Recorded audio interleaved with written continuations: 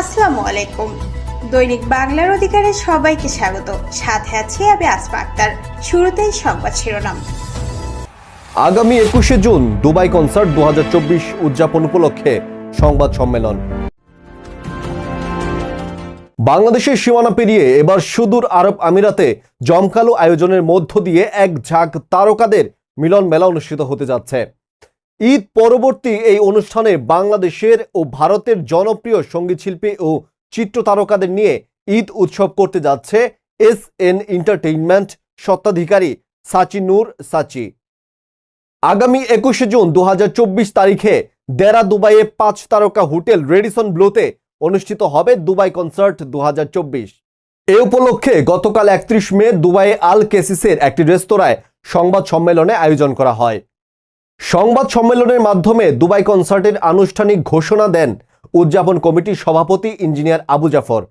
এ সময় উপস্থিত ছিলেন SN entertainment organiser Mohammad Fakhruddin Munna, co organiser Sirajul Haque, উদযাপন কমিটির যুগ্ম আহ্বায়ক কাজী মোহাম্মদ আলী, সদস্য সচিব হাজি শফিক, যুগ্ম সদস্য সচিব কামাল হোসেন সুমন, নির্বাহী সদস্য মোহাম্মদ পারভেজ, মোহাম্মদ শফিক, মাহবুবা সিদ্দিকা শিপো, এসএন এন্টারটেইনমেন্ট স্থায়ী কমিটির সদস্য শামসুর রহমান সোহেল, সরওয়ার উদ্দিন রনি, সাগর দেব, মামুনুর রশিদ, শফিক মাহমুদ, মোহাম্মদ আলম, মোহাম্মদ কামাল হোসেন, মোহাম্মদ ইখতিয়ার, আমিরাতে বসবাসরত ব্যবসায়ী, শিল্পপতি ও গণমাধ্যম কর্মীরা।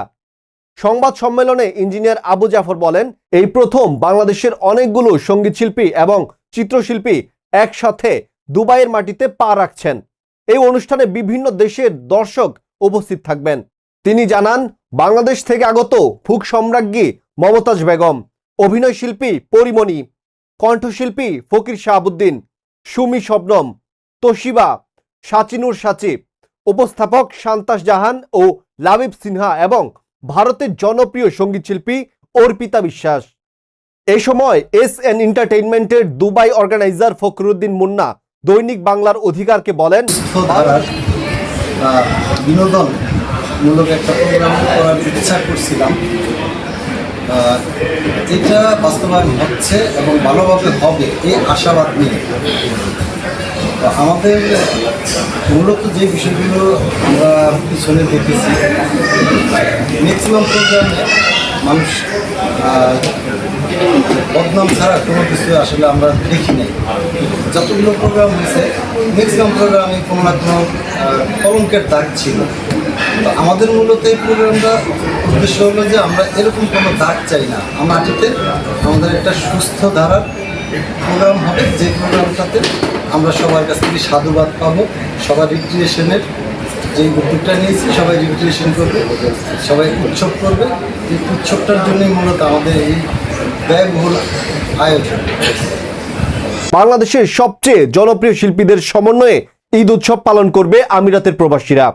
তিনি সকলের সহযোগিতা চেয়ে বলেন, বিদেশের মাটিতেও সঙ্গীত চর্চার দৃষ্টান্ত স্থাপন করতে আমরা বদ্ধপরিকর। এতে করে বাংলাদেশের ঐতিহ্য ও কৃষ্টি কালচার গানের মাধ্যমে বিশ্ব দরবারের সোনার বাংলাকে তুলে ধরব ইনশাআল্লাহ। সংবাদ সম্মেলনের সমাপনী বক্তব্যে প্রকৌশলী আবু জাফর দুবাই কনসার্টের 15 সদস্যের উদযাপন কমিটি ঘোষণা করেন।